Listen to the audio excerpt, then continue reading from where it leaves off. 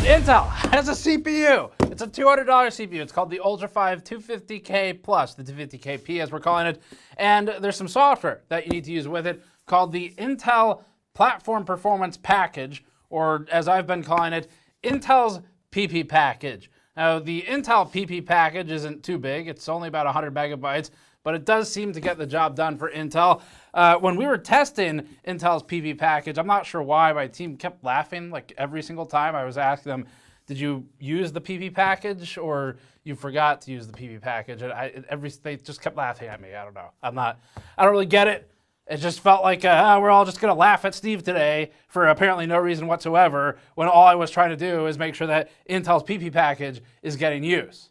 Thanks, Steve. Anyway, the company is launching a $300 270K Plus CPU as well that we'll review in our next video. These two are the Arrow Lake Refresh CPUs that use the existing LGA 1851 socket motherboards. I'll give you the TLDR to save everyone a little bit of time. The short version up front is that Intel's new 250K Plus CPU finally brings Intel back to parity with its 14th gen, undoing a lot of the regression in gaming that we saw with the 200 series at launch. In some situations, it even bests the 285K by a couple FPS, although enabling 200S boosts on the 285K can sometimes equalize them again. Most of the time, we see the 250K Plus around the level of the 14600K and the 285K. It trails the 9800X2D predictably and significantly, but it also costs a lot less, so it isn't a direct comparison. We're seeing large gains in gaming over the 9600X and actually in production workloads as well, like 24% in this case, and significantly better performance than Intel's own preceding 245K in basically every situation. That's largely due to going with more cores and cache for the 250K Plus rather than the 245K, as opposed to a pure clock bump. In non-gaming workloads, Intel maintains a good overall position against AMD's price equivalent options like the 9600X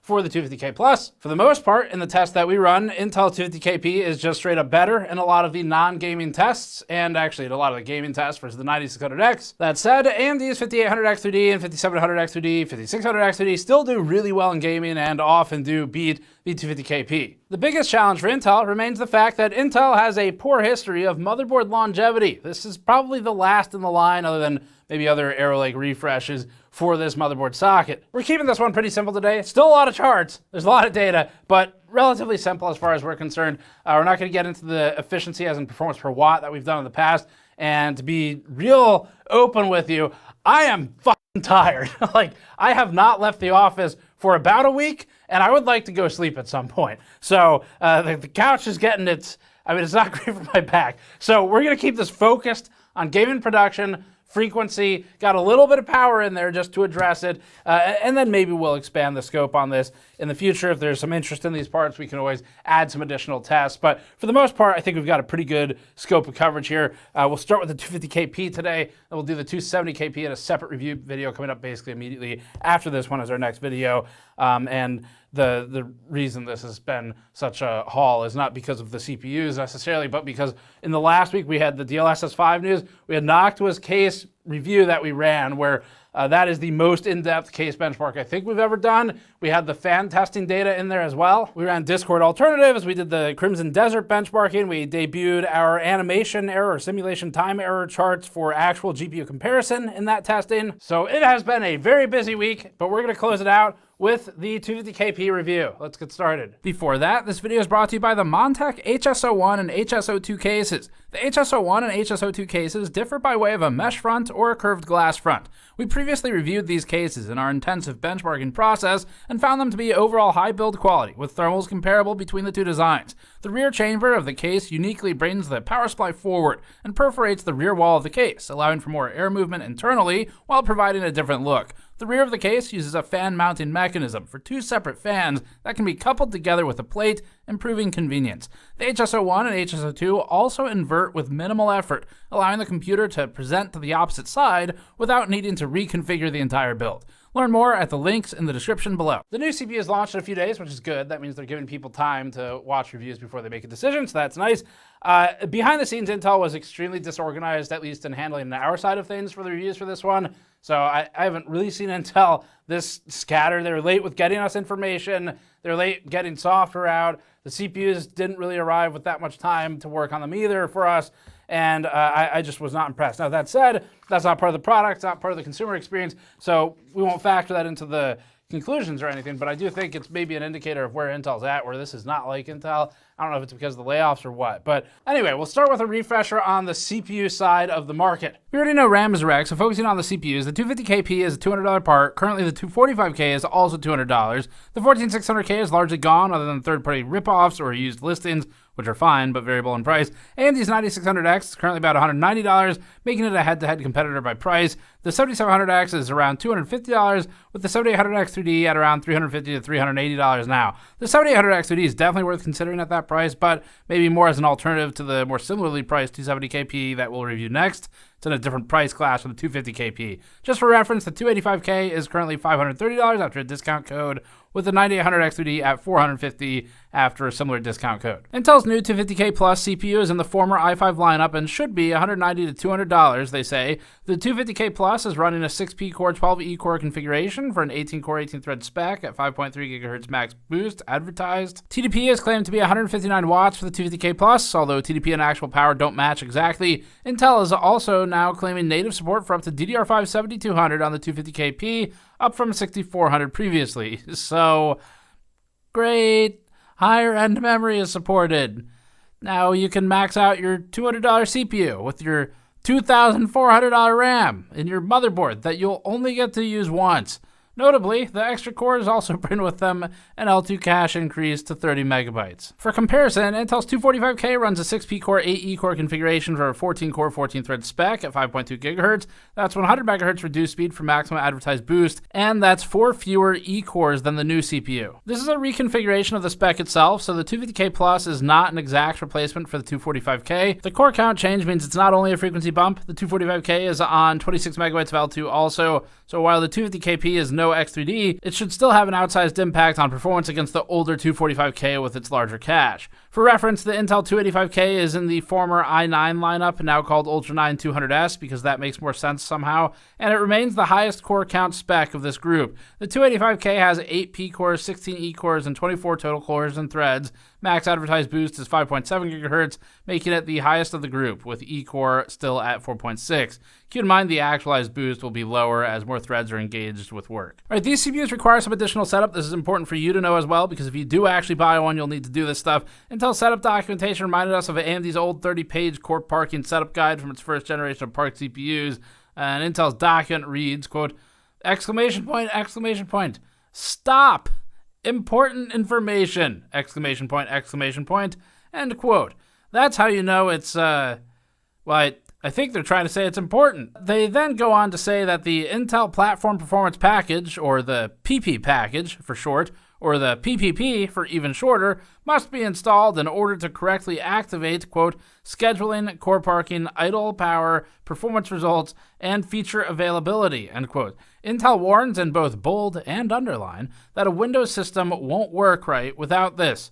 Joke's on them. Windows never works right. The setup guide explains that reviewers received an impotent version of Intel's PP package, noting that it requires a second EXE. In other words, after installing the CPU, the management engine, and the chipset drivers, we also had to install a separate EXE, and you will too, for the Platform Performance Package software. This is not automatically pulled by Windows, at least not right now. In our case, we also had to install a second separate EXE for the driver tuning patch hotfix. Intel claims that the public version will only require the first EXE, not the hotfix that they had to push out before the product launched. But the fact that Intel made an active decision to ship bugs to reviewers is problematic for different reasons. Now, we installed both the PP package and the hotfix for it, so we followed the setup guide. We did, as you're supposed to do to get the CPU to work properly.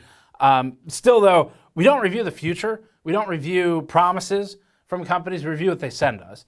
And so, although, yes, we did set it up the way Intel says you're supposed to, we also have to assume that there's a chance that there's some bug issues or that the hotfix doesn't make it in or whatever into the consumer product in a couple days, because I have no way of verifying that from where I am right now, which is before launch. I just know what they sent me. And so it's just disorganized. Now, it does at least work if you do everything right, but end user, reviewer, whatever, a company shouldn't be sending out a product. It's like, you have to install this thing, and then you have to immediately install this fix for this broken thing that you had to install to get the thing to work the first time. Intel also talked a lot of game about its binary optimization tool, which it says, quote, opens a parallel to hardware path for Intel to inspect and optimize CPU circuit utilization to reduce cache misses, branch mispredicts, microarchitectural hotspots, and other forms of artificial latency in the compute pipeline, end quote. Unfortunately, in a throwback to Intel's busted APO launch, this requires yet more software that users have to know to install, and also similarly, it doesn't work on much right now. Intel says that the binary optimization tool currently only works in 12 applications. It's also opts in, meaning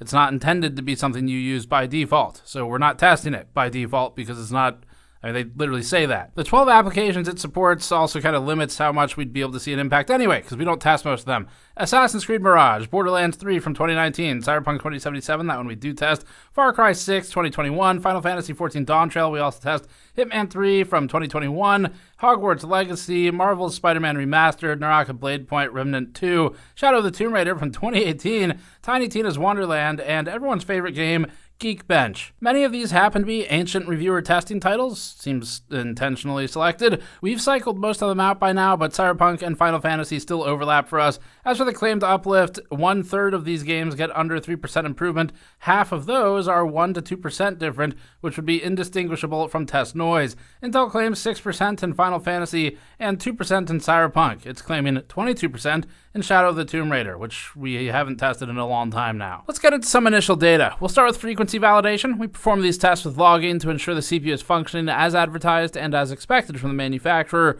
which helps with validation for testing and with testing the accuracy of the marketing claims.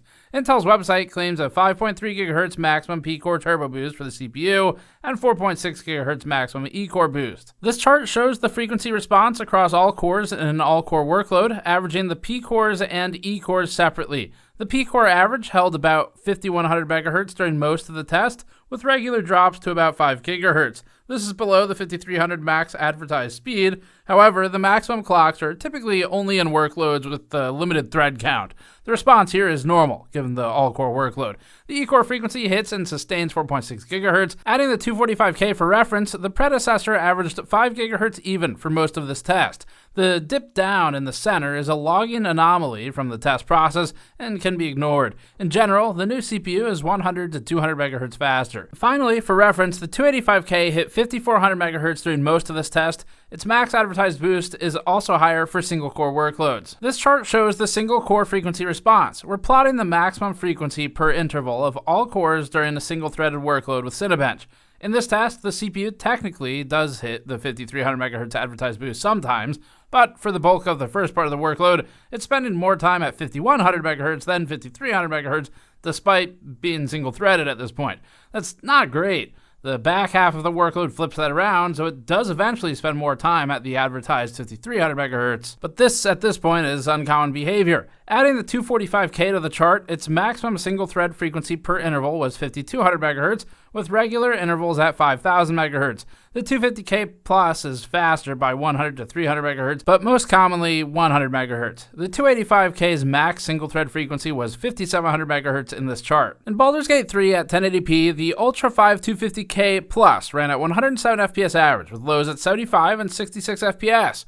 Running with Intel's PP package installed yielded a 109 FPS average, or a 2% improvement from installing Intel's PP package. So the PP package here isn't doing a whole lot, but technically it is getting the job done. That's close enough that it may be variance, although standard deviation in this title is relatively low at 0.95 for average FPS. Still, plus or minus 1 FPS would wash this result, so there's no real-world impact in this one. Lows are also about the same. We'll do comparisons against the better of the two for the rest of this. 109 FPS average with PPP puts Intel's 250KP just ahead of the 285K non-P with DDR5 8000 memory, and ahead of the like-for-like 285K's 107 FPS average by 1.7%. Against the Ultra 5 245K's 101 FPS average, we're seeing an uplift of about 8%. AMD's older AM4 X3D CPUs are still outperforming the 250KP, including the 5700X3D and the 5600X3D, which is expected to be higher as its clock is higher between the two. Both of these are up at 115 to 116 FPS average. The older i7 14700K also leads the 250kp, as does the i5 14600K, although only by 2%. The 250kp is definitely improved on the first revision of Intel's 200 series, and at $200, sadly, it's a rare sight these days. It's also doing worse than the 14600K though, and AMD's AM4 X3D lineup remains ahead. The 250kp is substantially cheaper than the 7800X3D and 9800X3D, of course, but is the same price as the launch price for the 5600X3D, and is $50 cheaper than the original 5700X3D price. Not that either can still be found, but those are good references for where AMD has been in this price point in the past. Against other CPUs, Intel's 250kp with its Power PP outperforms the 9600X's 96 FPS average by about 14%. And as you all know, AMD doesn't have a PP package, so this is tested without it for the 9600X. Outer Worlds 2 is another one of the new games we added to our test suite for 2026. In this benchmark and at 1080p first, the 250K Plus ran at 120 FPS average with BPP and 119 without it. So we're seeing at best a 0.8% improvement. In reality, this is likely just margin of error and test variance, as that falls within those bounds. At 120 FPS, the 250kp is about 2 FPS below the 13900K from 2022, which itself was about the same as the relatively new 285K. Adding faster memory to the 285K didn't change much, as we've seen in other tests now. To establish the ceiling, the AMD 9850X2D ran at 143 FPS average for a 19.6% advantage on the much cheaper 250kp. For a closer price comparison, the 9600X at 96 FPS average was outmatched by the 250kp by 24%. In this one, Intel's 250kp equaled the performance of the 14600K from a few years ago. The efficiency may be better, but performance hasn't changed much in some of these games. As for the 245K, the 250kp ran 8.2% ahead in average frame rate. At 1440p, the 250kp ran at the same frame rate as at 1080p. We're not GPU bound, even at 1440p with our test settings, as we've designed the test conditions to lean on the CPU as much as possible. In this scenario, there's no meaningful change in the test.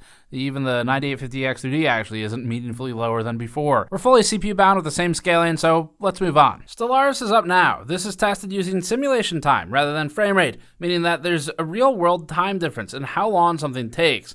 A faster CPU will allow the game to simulate faster. The 250kp, both with and without PPP, took about the same amount of time, both around 39 seconds. There's no difference between them. We'll take the better of the two results at 39.0 seconds for comparisons. The 250kp doesn't meet the 285K's performance level in this one, with the 285K benefiting from a 1.5% simulation time reduction versus the 250kp. That said, the 285K is about $330 to $360 more expensive than the 250kp, depending on where you buy it now. That difference might be worth it in production applications, we'll see in a little bit, but it isn't in this situation. The 250kp outperforms AMD's closest modern price comparison, the 9600X, by a few fractions of a second in the simulation test. These two are about the same in this test. The 250kp outdoes the 265K by about 1 to 2 seconds, and the 5800X2D by about 2 to 3 seconds. Against the 245K, the 250kp benefits from a 9.7% reduction in simulation time. That's a large improvement for Intel, especially since the 245K has also been about $200 lately. Just for perspective on this chart, the 9850X2D's results have a time reduction of about 25% from the 250kp. These are totally different by price class, but it helps to give perspective to the maximum uplift available. We added Kingdom Come Deliverance 2 for our 2026 test suite. At 1080p, the 250kp with PPP ran at 227 FPS average, leading the 250kp without the PP package enabled by about 1.2%. The 250kp is roughly tied with the 285K and follows the 5800X3D, the latter of which has a lead of 3.9% at 236 FPS average. People who bought the 5800X3D for gaming and who don't need the extra multi-threaded non-gaming performance really got out ahead with the 5800X3D, which at this point, it's fair to say is goated. Against the 9600X, for a modern AMD price comparison, the 250kp runs 10% higher frame rate. As for the 245K's 206 FPS average, the 250kp sees a massive improvement of 10%, while the 245K's launch MSRP was 55% higher. These are both moves in the right direction. Of course, the 245K wasn't positioned well at launch for gaming, as Intel's own 14600K outperformed it. Previously, we didn't see much benefit from faster memory in this test with Intel. Our DDR5 8000C38 kit only boosted the 285K by fractions of a frame per second. which is within error and variance, of course. At 1440p, the 250kp ran at 222 FPS average without PPP and 226 with it. The stack is overall preserved, mostly, with the exception of the CPUs at the top. We see the 9850X2D get truncated by about 20 FPS as a result of the higher resolution. There's not much change here since the 250kp is below the GPU's capabilities, so let's continue. Dragon's Dogma 2 is up next. In this one, the Ultra 250kp ran at 106 FPS average with PPP and about 104 FPS without it. They're roughly the same, but this matches the trend of slight improvements so far. In this case, that's 2.1%.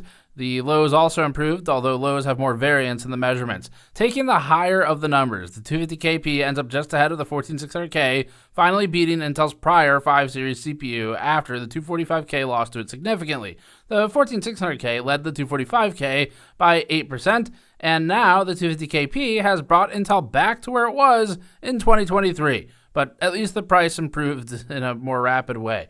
The 250kp also happens to match the 5800X2D this time, with the 7800X2D offering minimal uplift. The 9800X2D still has a jump up, but the 250kp is achieving most of the possible performance in this test at a fraction of the price of most of the other high performers. The 9600X falls behind in this one, down at 86 FPS average and yielding a lead of 23% to the 250kp. In Cyberpunk 2077 with 1080p medium settings, the 250kp ran at 169.5 FPS average against the 170.2 FPS average result of the version with PPP installed. The lows are comparable between the two and functionally the same. This is within margin of error and test variance for all three metrics, so we'll use the faster of these to compare as with the others. In this game, X3D completely dominates the top of the chart. Every X3D CPU, except for the 5500X2D, leads here, with the 5700X2D, 5600X2D, and 5800X2D likewise ahead of the 250K+. The 5800X2D, just for reference because so many people have it, has a lead of 14% in average frame rate, with lows also improved. The 5600X2D isn't far behind that and had a more similar MSRP for the people who lived near enough to a micro center to buy one at its launch. Again, something still sold by AMD and globally, the 9600X ran at 158 FPS average and gives up a lead of 8% to the 255kp with PPP. The 245K is predictably also beaten by the 250kp, in this instance by about 4.5%. The 14600K is down at 158 FPS average in this game, so this is an instance where it was below the 245K already. Increasing the graphics load by moving to high, the top end drops from around 230 FPS to 214 FPS average now for the 9850X2D.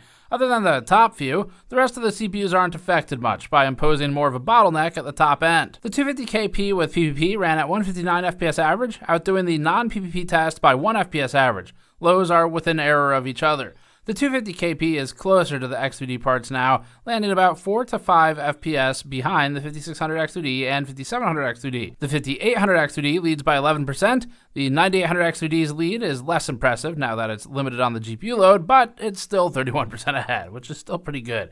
For a more appropriate comparison, the 9600X ran at 140 FPS average and had lows at 87 and 72 FPS. The 250kp 159 FPS average result is ahead of the 9600X by about 14% in this test. Just for some references to older parts, users on the 2600, 2700, 3600, 3700X would see large uplifts by moving to any of these newer CPUs from Intel or AMD. It's not worth doing that unless you really need the performance, like if you're actively thinking that you wish your computer could do something specific better, then sure, it might make sense, but the big problem, as you all know, is that this would require a move to DDR5, and the RAM prices remain crazy. So that continues to be the limiting factor for most builds right now, but the gains are at least large at this point. F125 is up next. At 1080p, F125 positions the 250K Plus with PPP at 253.2 FPS average, which is a staggering, unbelievable 0.2 FPS faster than without PPP. It truly is incredible what Intel's technology can do. Their ingenuity knows no bounds. I, for one, am glad that I stayed up all night to make sure we got this extra testing in. The 250kp is equal to the 9600X in this game, although with slightly better 1% lows. Overall, these two CPUs are the same in performance, although one of them goes into a socket that has a few more years of support and presumably at least one generation after it, and it's not Intel. Intel's 250kp is outdoing the 265K by a few frames per second. It doesn't match the 285K in this one, which ran at 267 FPS average, and that's both with our standard RAM and with the DDR5 8000C38 kit, which were tested with an error of each other. The 285K with our standard RAM outperforms the 250kp by 5.8%. The 5800X3D also outdoes the 250kp, but the 250kp at least runs a higher frame rate than the 5600X3D, although not by much, and then the 5700X3D. The improvement over the 245K's 233 FPS average is 8.5% for the 250kp, with a similar lead over the 14600K. In this one at least, Intel has outdone its predecessor. Starfield is up next. In this game, the 250K Plus ran at 147 FPS average, tying the 265K and also producing better 1% and 0.1% lows. This has the 250kp just below the 5800X3D. Installing PPP improved performance to 150 FPS average, about a 2.2% uplift that allows the 250kp to marginally surpass the 14600K, although they are within error of each other. The 285K leads the 250kp with PPP this time at 2.8% ahead. Adding fast memory didn't do much for the 285K in this test. In this game, the 5600X3D and 5700X3D CPUs don't do as disproportionately well as some other games. They're still good, but the 250kp ends up ahead of them. As you'd expect, the 9800X3D and its refresh end up at the top of the chart, but remain in a different price class, so not really an important comparison for this one, just for reference.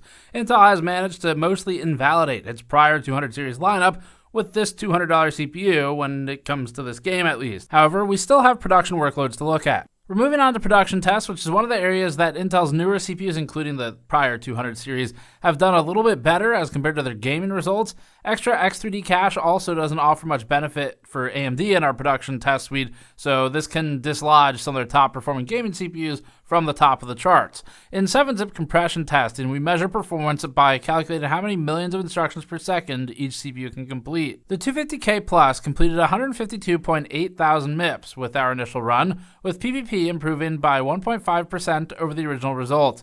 These results put the 250kp below the 265K, which has a 3.2% advantage over the 250kp PPP. It's the quadruple P, or the double P, or the double PP if you prefer. AMD's 9600X is far down here, which isn't news for the 6-core part in production tests. Intel's KP PPP has a 71% lead over the 9600X in this compression test, and a 1,000,000,000% lead in the letter P. Of course, that's the only thing that actually matters. Review closed, testing complete. You should buy that one. This is, however, from a production standpoint with actual performance numbers, starting to feel like a mirror of 2017 AMD, where production was its only real bastion of hope before it made gaming work again. Maybe Intel's following that roadmap. The 285K at 182,000 MIPS leads the 250kp by 17.7%, with AMD's 9950X CPUs at the top. As for the 14600K, Intel's new 250kp Triple P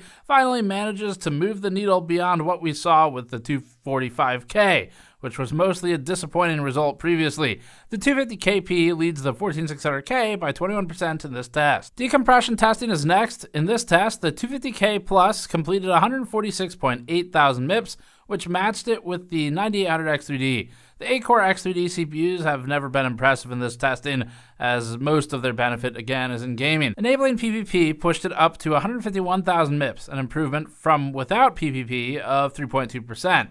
The 14600K only slightly trails the non-Triple P result at 138,000 MIPS. The 151,000 MIPS 250kp result leads the 14600K by about 9% here. AMD's 9600X isn't as far down as it was in compression, relatively speaking, but the 250kp still has a 45% lead over the $190 AMD CPU.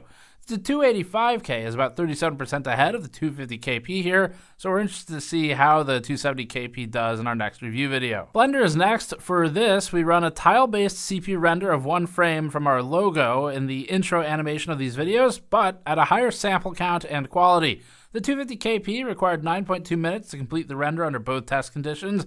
That render time requirement has its result reduced from the 14600K by 25.8%, with a time requirement reduction against the 245K at 22%. The 265K still leads the 250KP, unlike in some of the game tests, with thanks to its core configuration. This is a highly core-dependent benchmark, so CPUs like the 8-core X3D parts fall below performance of higher thread count CPUs. This is also why the 6-core 9600X struggles in this one, down at 16.4 minutes render time. That means the 250KP required 44% less time than the 9600X. Adobe Photoshop testing via the Puget suite is next. This testing measures performance in points by running automated sequences of filters, scales, warps, and other Photoshop functions. AMD's top CPUs here are all functionally the same in performance, or they're close enough anyway, with no real advantage between its 16-core parts and some of its better 8-core parts. We don't have the 14900K retested in this one anytime recently, and we were too busy benchmarking Crimson Desert the past few days to go back for it, but we do have the 14700K. The 14700K has about the same overall score as the 250KP and the R5 7600 in this test, which matches the results we had in this test a little over a year ago in terms of relative scaling. The 250KP outdoes the 285K by 4%, including with DDR5 8000 by 1.7%. It also bests the 245K by 6.7%, below which we can find the 5800X2D and other AM4 CPUs. As for AMD's 9600X, which is the main price competition, that's 14% ahead. AMD generally does well in Photoshop testing via the Puget suite right now, which is a flip from several years ago when Intel used to be the holdout in this test. Chromium code compile testing in Windows is next, measured in minutes to build the code base. This chart has the 9950X3D comfortably at the top and benefiting from its extra cache and higher core count. The first Intel CPU on the chart is the 285K, which, credit to it, is doing really well here at 106 minutes to complete the compile. The 14700K is Intel's next CPU behind that until we retest the 14900K in this workload anyway, and eventually the 250K Plus, both with and without PPP, land at around 133 minutes to complete the compile. That means that these entries benefit from a reduction in compile time versus the 245K of 21%. The 285K and 265K both lead these CPUs though, with thanks to the clocks, cache, and cores being put to good use here. AMD's gaming class CPUs haven't been as competitive in this test as Intel in a while now. X3D isn't really built for this, with the cache helping less than more cores or higher clocks on something like the 9800X3D, which is slower than the 250K Plus. Other notables include the 9600X down at 235 minutes, or a full 100 minutes longer to compile than the 250KP. The 9600X is limited in its abilities here with its 6-core, 12-thread configuration. DaVinci Resolve testing is next. We use Premiere internally as we've plugged in a bunch of custom automation to it, but Resolve is well-respected video editing software for its non-subscription approach and its better utilization of hardware for rendering. This is an experimental chart. We label these clearly to disclose when our confidence threshold is lower than it is for other tests. We're new to testing DaVinci Resolve, so to be transparent about it, that means there's more risk of an issue with the testing process or the data in this chart than there is in other charts. We run experimental charts with disclosures because we need to begin gaining experience publishing it in order to eventually gain the confidence to roll it into the full suite. So we put these experimental charts out for the community to offer suggestions for improvement so that we can slowly work it into the full reviews with our usual high confidence. With that clearly disclosed, in this one, the 250KP scored 12,993 points, putting it below the 265K. The 250KP improves on the 245K by 12% and improves on the 9600X by 16.8%. The 5600X2D and 5700X2D give us some pretty valuable information here. Because the power budget is the same, but the 5700X2D has 2 more cores, we already know that the 5700X2D therefore spreads the same power over more cores, resulting in a clock speed deficit as compared to the 5600X2D. Because the 5600X2D technically outperforms it here, that means that, in this test at least, Resolve seems to weigh clock speed at least somewhat moderately. In other words, it's not as simple as 2 more cores at lower clocks is better. In this case, 2 fewer cores at higher clocks is better.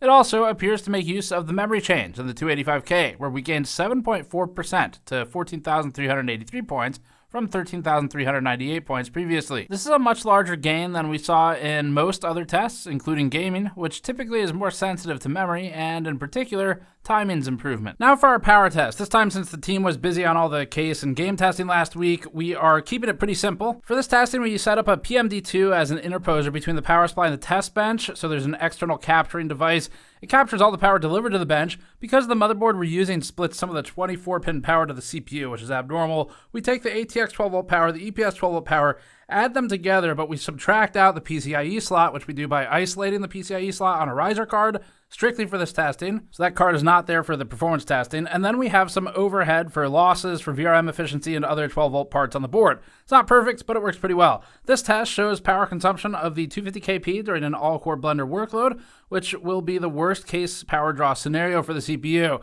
The external capture utilities using the method described have us at about 186 watts for the CPU, VRM efficiency losses, and miscellaneous board components. That's higher than TDP, but that's also expected when taking external measurements. For reference, a CPU package power measurement using hardware info software yields around 140 to 150 watts in the same test. We also measured some games, as those scenarios tend to draw significantly lower power than an all-core workload. We'll show just one because it kind of encapsulates all of them. In F125 testing, you can see the loading screens and cycles with each of these spikes and dips. The peaks for externally captured power consumption landed at 171 watts, with the valleys at 39 watts during low activity. During the game itself, such as around the 200 second to 270 second marks where we're driving around the track, we saw around 100 watts from external capture. CPU package power was closer to 70 watts range via software readings. Our traditional power tests are complicated. They typically take 2 days of full time just to process the data and arrange it for performance per watt on charts. Plus, we need to do about a week of testing to get everything updated. So for now, we'll leave this one here just because of the time, but we may revisit it later. Overall, compared to Intel's original 200 series launch for the 285, 265, and 245K CPUs, this is a lot better. The original launch was disastrous, total mess. The price was just astronomical for some of those CPUs. I mean, the 285K one was like $600 plus or minus a little bit. That was crazy. That didn't really make sense. It was also regressive from the 14th gen. So Intel fucked that launch pretty bad. This one at least looks better. It is unfortunately arriving pretty late in the cycle for these motherboards, in that these are probably the last or some of the last CPUs that you'll see in the platform. Maybe they'll do one more refresh or something, but it looks like this is probably the end of the line for the 1851 motherboards. And hopefully whatever Intel does next, they factor in longevity better. Because I mean, AMD basically put out CPUs for AM4 for like 10 years, which is unbelievably cool. And that's great for the end user. It's a lot of people, yes, they like to build a whole new system. Every time you build a system, you get a new motherboard too. But especially times like now, where whatever the price of the CPU is, it almost doesn't matter, because the price that controls the build is the memory. And so in times like now, if you can stay in a platform and kind of like nest in it and then just swap CPUs, that's great. That's good for everybody, except maybe the motherboard makers. But ultimately for these new CPUs, the big move here for Intel is the price. They did reconfigure them, so you've got more cores on the 250kp than you did for, say, the 245K. But it's also cheaper, where Intel's 245K was over $300 originally, and the 285K, which is now often beaten or tied in gaming with the 250kp, is again $530 to $560. So the 250kp being a $200 CPU, that's actually reasonable in gaming as a standalone part, and still pretty damn good, actually competitive with AMD, better than it in a lot of price-for-price situations in non-gaming. That's good news. Intel's 14600K gives it some trouble in some places, which does make it look a little bad sometimes, because now we're getting a couple generations old. But in the very least, we're just happy to see literally anything even remotely affordable in this market, because it has been really bad for a long time now. And it's tough because the memory is still kind of, the pricing of it's still kind of ruining everything. But like in a total vacuum, prices come down and the performance has gone up. And that's what Intel needs to do if they want to start competing. And I'm starting to get some of the 2017, 2018 era AMD 1000, 2000 Ryzen vibes from this, where Intel is starting to establish a bit more of a foothold at the lower price classes in non-gaming performance in particular. It's not to say they're not good in gaming also, but specifically in production workloads, they're starting to establish a foothold there, which is how AMD got back into it with the 1000, 2000 series, where they were kind of okay in gaming, but they really set up their foothold in production. And it almost looks like Intel's going that direction right now. So it could be pretty interesting in the next few years if you can still buy sticks of memory. but we're reviewing just the CPU today, so.